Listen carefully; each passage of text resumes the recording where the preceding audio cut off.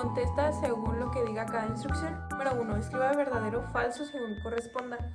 Número 1. Es característico de todos los organismos vivos el intercambio continuo de energía con su medio ambiente. La respuesta es verdadera.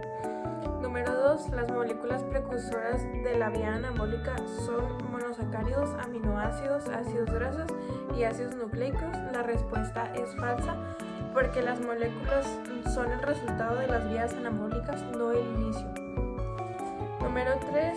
Las células están integradas en un sistema cerrado altamente regulado. La respuesta es falsa, porque las células no son sistemas cerrados, sino son sistemas abiertos. Número 4. Las células generan energía a través de las reacciones químicas en las que se degradan nutrientes, se intercambian moléculas energéticas y se fabrican componentes esenciales para su funcionamiento. La respuesta es verdadera. Número 5. Los nutrientes contenedores de energía son carbohidratos, proteínas y vitaminas. La respuesta es falsa, porque las vitaminas no son nutrientes que proporcionan energía. Número 6. El NaH representa uno de los productos finales carentes de energía. La respuesta es falsa, porque el NH3, o sea el amoníaco, o el grupo NH2, el amino, sí se representa un producto de desecho, pero no son exactamente un producto final carente de energía, y la forma correcta es decir NH3 y no NH. Número 7. Para que haya calor intercambiado es necesario que por lo menos dos cuerpos o partes de un sistema estén a distinta temperatura simultáneamente. La respuesta es verdadera. Número 8. Los electrones giran alrededor del núcleo debido a la fuerza propia del electrón. La respuesta es verdadera. Número 9. Los electrones que se encuentran en la órbita más lejana del núcleo pueden salirse de sus órbitas aplicándoles alguna fuerza interna como un campo magnético o una reacción química. A este tipo de electrones se les conoce como electrones libres. La respuesta es verdadera. Número 10. Una célula nerviosa por sí sola no produce pensamiento o conducta, únicamente recibe y transmite señales eléctricas. La respuesta es verdadera. Oración número 11. Metabolismo energético se entiende al conjunto de reacciones bioquímicas y procesos fisioquímicos que ocurren en el citosol. Esto es falso, ya que el metabolismo no ocurre únicamente en el citosol, sino en diferentes partes de la célula, como en la mitocondria. Oración número 12. La carboxilpeptidasa es una enzima que se encuentra en el páncreas. Esto es algo verdadero. Número 13. En química, el agua dura es aquella que contiene un alto nivel de minerales, en particular sales de magnesio y sodio. Esto es algo verdadero. Número 14. La estructura polar del agua y su capacidad para formar enlaces de hidrógeno con átomos electronegativos le permiten disolver sustancias iónicas y polares. Esto es algo verdadero. Número 15. Las sales como el cloruro de sodio están unidas mediante fuerzas polares. Un aspecto importante de todas estas interacciones en disolución acuosa es la hidratación de los iones. Esto es algo falso, ya que las sales no están unidas por fuerzas polares, sino por enlaces iónicos. Número 16. Dado que las moléculas de agua son polares, experimentan atracción hacia iones cargados como el sodio negativo y el cloro positivo. Alrededor de los iones positivos y de los negativos se forman capas de moléculas de agua, denominadas esferas de solvatación. Esto es algo verdadero. Número 17. Las moléculas de agua en estado líquido poseen una capacidad limitada de ionización para formar un protón o ion hidrógeno y un ion hidróxido. Esto es algo verdadero. Número 18. Cuando una sustancia iónica o polar se disuelve en agua, puede cambiar los números relativos de hidrógeno positivo y de dióxido negativo. Las soluciones con exceso de hidrógeno positivo son ácidas, mientras que las que tienen un número mayor de dióxido negativo son básicas. Esto es algo verdadero. Número 19. Los ácidos fuertes y las bases fuertes se ionizan por completo en el agua. Esto es algo verdadero. Número 20. Si el pH de la sangre cae por debajo de 7, el sistema nervioso central se deprime, lo cual conduce al coma y, por último, a la muerte. Esto es algo verdadero. Como segundo punto, es subrayada la respuesta correcta. Número 1. Las moléculas energéticas que transportan energía antes de ser reducidas se llaman FAD, NAD y ADP. Número 2. Representa tres productos finales carentes de energía. Es el NH3, CO2 y H2O. Número 3. La vía anabólica representa una síntesis reductora. Número 4. La vía catabólica representa oxidación. Número 5. Es una magnitud física que permite calcular el intercambio de energía térmica entre dos sistemas que están a distintas temperaturas y es el calor. Número 6. En el organismo animal, este sistema tiene como función conducir la información que proviene desde el interior del cuerpo, algún órgano o tejidos o desde el exterior a través de los órganos de los sentidos para que sea el cerebro quien procese y actúe es el nervioso. Número 7. Vía eferente hace relación a sentidos. Número 8. Vía eferente hace referencia a motora. Número 9. La acción que producen los electrones al trasladarse de un punto a otro es la electricidad. Número 10. En el caso de la célula, este elemento que hay en su interior tiende a salir de la célula y como tiene una carga positiva, esto deja al interior de la célula como un exceso de cargas negativas y este movimiento de cargas produce un voltaje de calcio y de potasio. Número 11. La glucólisis presenta una vía catabólica. Número 12. La gluconeogénesis presenta una vía anabólica. Número 13. El ciclo de Krebs presenta una vía anfibólica. Número 14. La primera enzima de la glucólisis se llama glucosinasa. Número 15. Cuando no hay suficiente oxígeno, el piruvato se convierte en lactato. Número 16. Cuando hay suficiente oxígeno, el piruvato se convierte en acetil-CoA. Número 17. Representa el consumo energético del organismo en estado completo de reposo físico y mental, es decir, en condiciones de mínima demanda. Metabolismo basal. Número 18. Cantidad de calor que libera un gramo de sustancia cuando se oxida hasta su total conversión en anhídrido carbónico y agua, o solamente en anhídrido carbónico, agua y productos nitrogenados. El poder calorífico fisiológico. Número 19. La mayoría de los mamíferos presentan esta condición de temperatura, la cual es homeotermos. Número 20. Representa uno de los mecanismos directos por pérdida de calor, evaporación. Número 21. Mecanismo de pérdida de calor realizado a través de la piel por medio de la sudoración y o a través de las vías respiratorias altas mediante el jadeo o liptea térmica. La evaporación. Número 22. Transporte de calor por medio del movimiento de fluido es la convección. Número 23. Representa una de las acciones de la masticación a la producción de ATP, la peristalsis. Número 24. Representa una enzima que se encuentra en la mucosa intestinal, la maltasa. Número 25. Aumenta la velocidad de reacción hasta un factor de 10 elevado a los 17, las enzimas. Número 26. Representa una enzima que se encuentra en el estómago, la pepsina. Número 27. La enzima elastasa se encuentra en el páncreas. Punto número 3. Elija la respuesta correcta. Número 1. Son necesarias para que las reacciones bioquímicas se dirijan hacia rutas útiles y necesarias según sus necesidades energéticas y necesidad de producción de distintas sustancias. Las enzimas. Número 2. Estas moléculas andan por toda la célula esperando a que se produzcan energía para ir corriendo a atraparlo y llevarlo directo a la mitocondria. FAD, NAD y ADP. Número 3. Representa el tipo de enlace del agua, el cual es el enlace covalente polar. Número 4.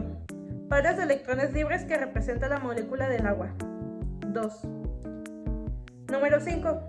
Representa el átomo más electronegativo en la molécula del agua, el cual es el oxígeno. Número 6. Representa la carga del oxígeno en la molécula del agua. 2 negativo. Número 7. El CO2 representa un enlace ¿de qué tipo? Es un enlace covalente no polar.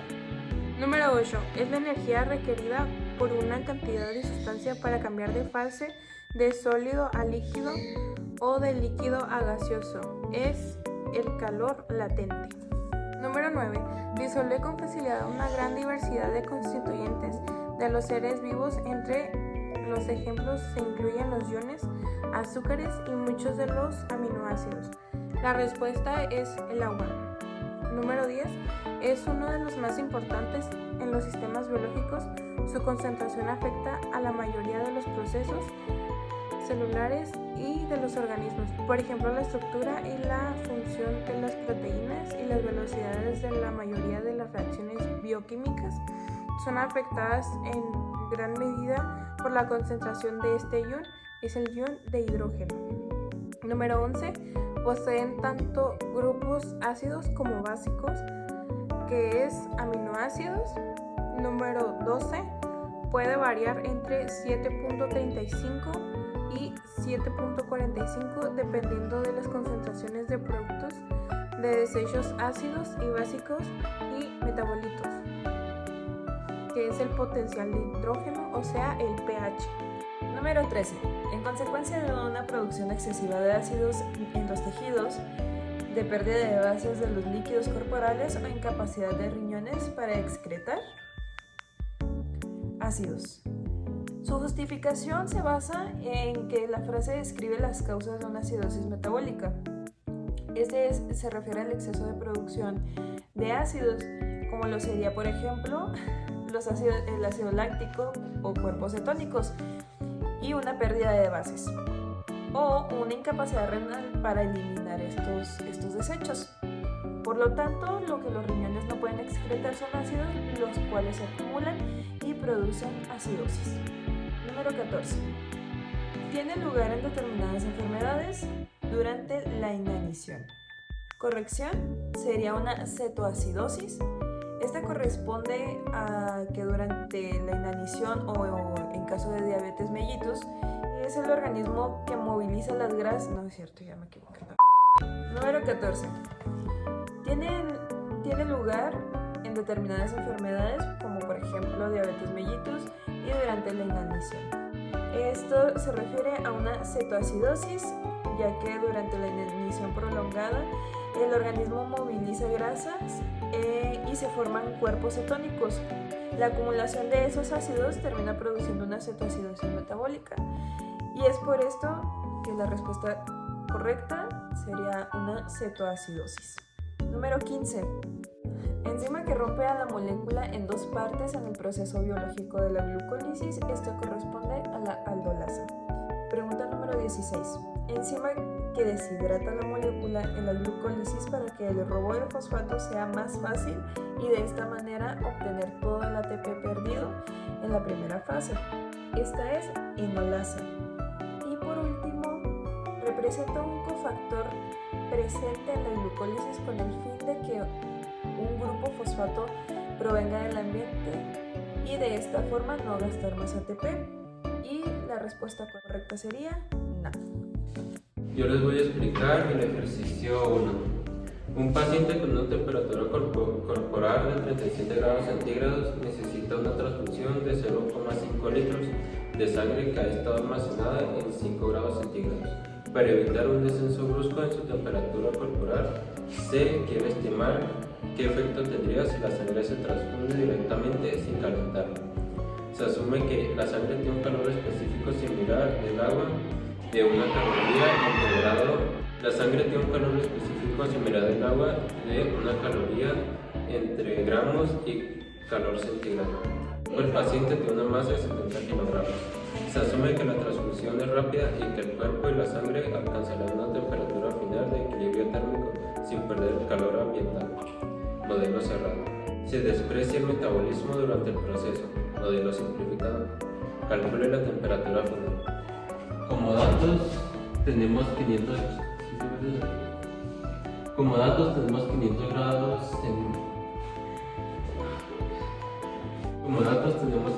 grados de sangre entre 500 grados centígrados. De masa tenemos 70 kilogramos, de temperatura tenemos 37 grados. No, es que no puedo. Bien, no había hecho lo anterior. Lo que vamos a hacer, vamos a usar esta fórmula para resolver el problema. Esta parte sería una parte que sería donde tenemos los 500 kilogramos, y esta otra parte sería la segunda, que es donde tenemos los 70.000 gramos. Muy bien, ahora vamos a empezar a despejar la fórmula y a quitar términos. Como ya saben, todo lo que se multiplica por 1 pues da el mismo resultado, así que solo podemos quitar. Aquí ya se multiplica 500 por lo que tenemos aquí encerrado, porque recordemos que estamos despejando temperatura final. Así que una vez multiplicado esos dos términos da este término. Ahora, acá se hace completamente lo mismo, como ya les había comentado, pues esta es otra. Así que igual se multiplica este por este y el resultado viene siendo este. Una vez ya teniendo esos dos resultados, se baja para abajo, se deja primero los que tienen temperatura regular, se separan por términos, los dos en este caso se suman. Por ejemplo, aquí tenemos 500 más 70.000, el resultado viene siendo este.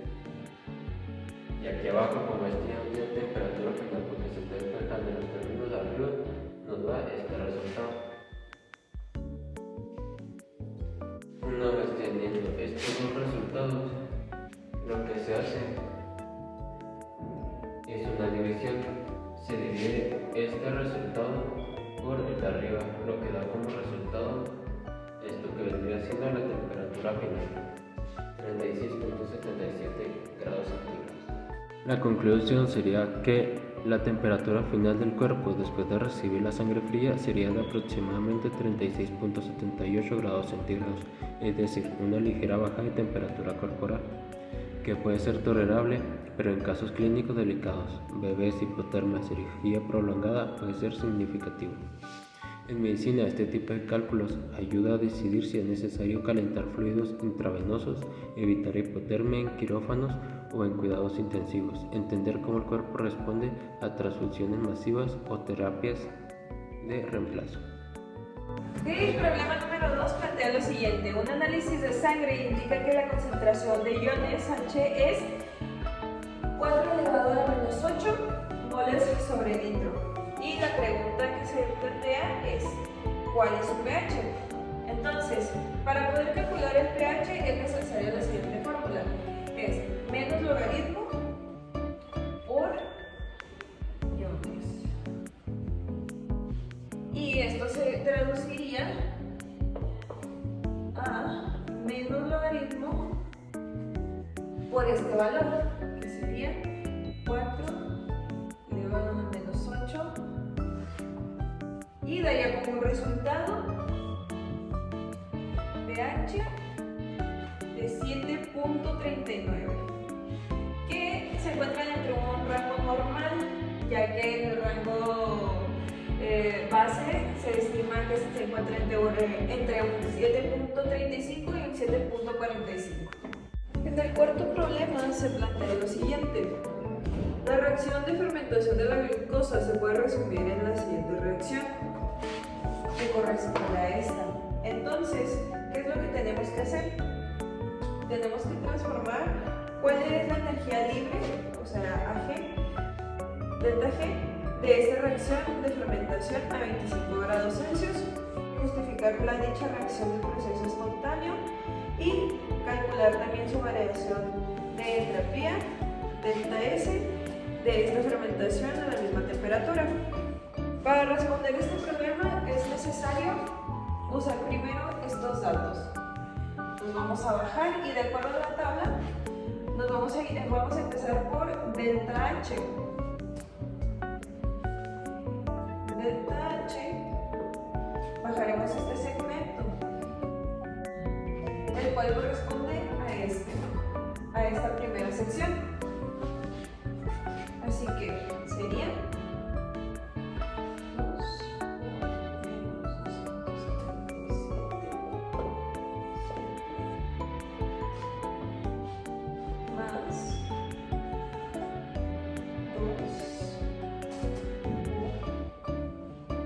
393.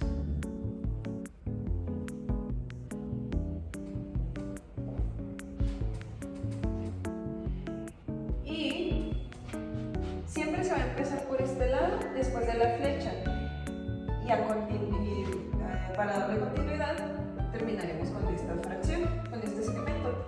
Una vez realizado el delta H, continuamos con delta G, que se sigue prácticamente el mismo procedimiento, nada más que con el valor de abajo. Así como se observa a continuación. No olvidemos empezar con lo que va después de la flecha y posteriormente continuar con lo que está al principio. Entonces sería C2, C2, 2.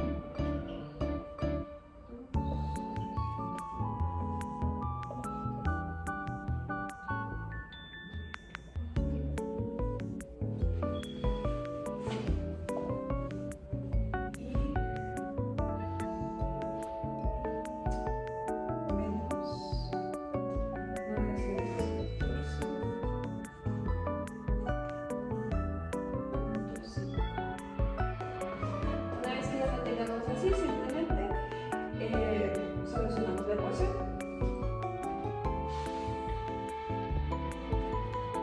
Y así es como quedaría nuestra ecuación.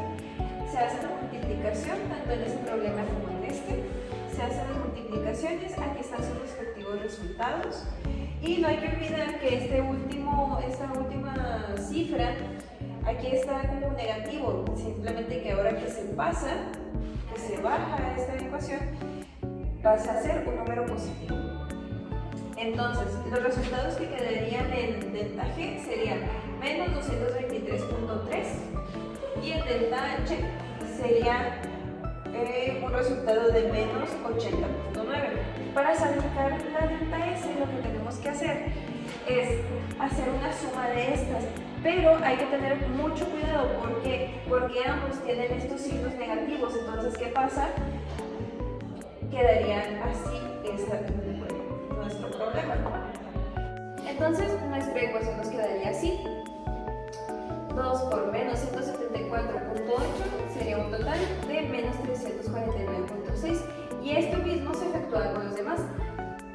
Hay que recordar que este también es negativo, entonces negativo por negativo da como resultado positivo. Una vez que hacemos la suma o resta de este resultado, nos concluimos con menos 223.3. Este sería el valor de delta G. Retomando delta H, es necesario destacar que es una reacción exotérmica, puesto que termina en negativo.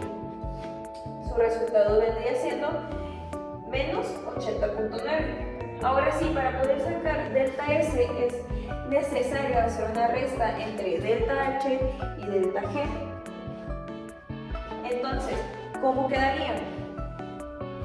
Para empezar, como es delta H, sería menos 80.9 menos por menos 223.3 sobre 298.15 grados Kelvin.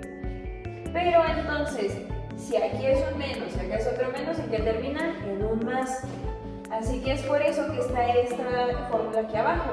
Es menos 80.9 más 223.3 sobre 298.15.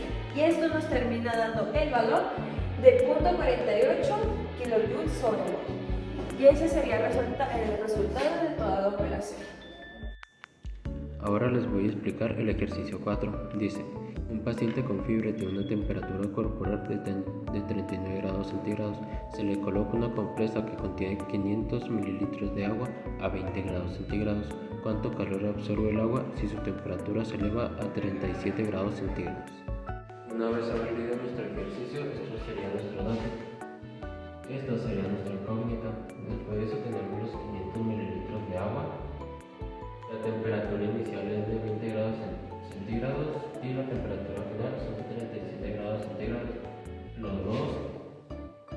agua.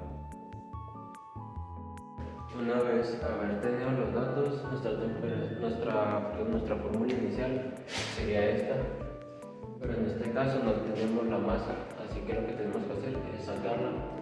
La temperatura inicial sería esta, pero la tenemos que sustituir, quedaría entre masa igual a densidad por volumen. En este caso, una vez sustituir los datos, quedaría aquí, se eliminan los litros y quedaría en kilogramos.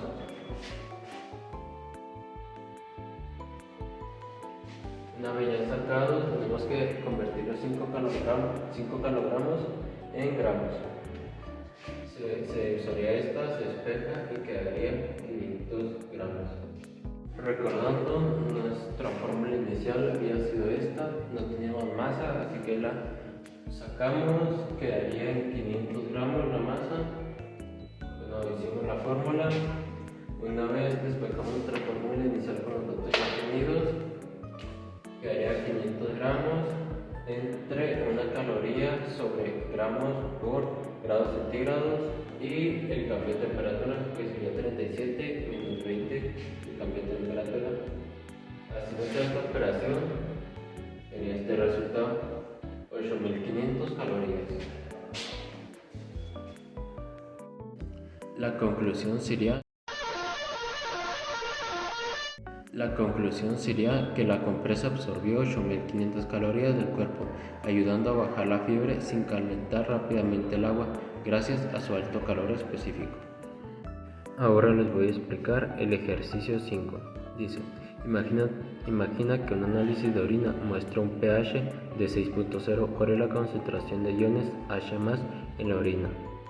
Una vez llegado nuestro ejercicio, vamos a proceder a realizarlo. Nuestro único dato sería el pH, que sería 6.0.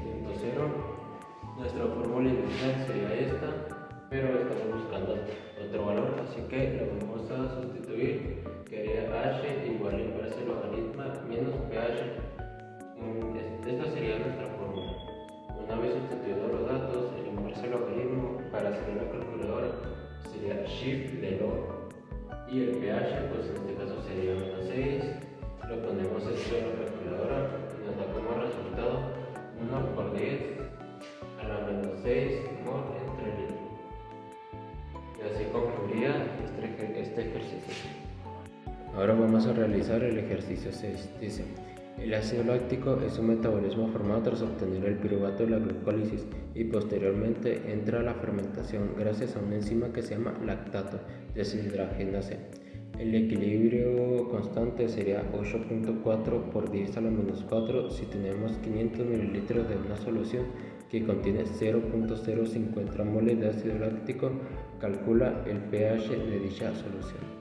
Como este es un ejercicio muy largo, lo vamos a hacer por pasos. El paso 1, aquí tenemos nuestra fórmula. Una vez ya sustituida la fórmula con los datos que vienen del problema, quedaría así: 0.050 moles entre 0.5 litros. Una vez hecha esta operación, nos quedaría 0.1 moles entre litros. En el paso número 2 se hace una tabla de equilibrio, inicio, cambio y equilibrio. Quedaría en esta forma. Como ven, estos dos se suman o se restan, ya sea la X, por ejemplo, aquí se resta, aquí se suma y aquí se suma. Quedaría XX. En este caso, nada más sería sustituir los datos. En el paso 3, esta sería nuestra fórmula. Y ya con los datos sustituidos, quedaría en esta forma. Ya en el paso número 4, sería despejar X al cuadrado. Este sería el primer paso. Y ya despejada, quedaría de esta forma. Ahora vamos con el paso número 5.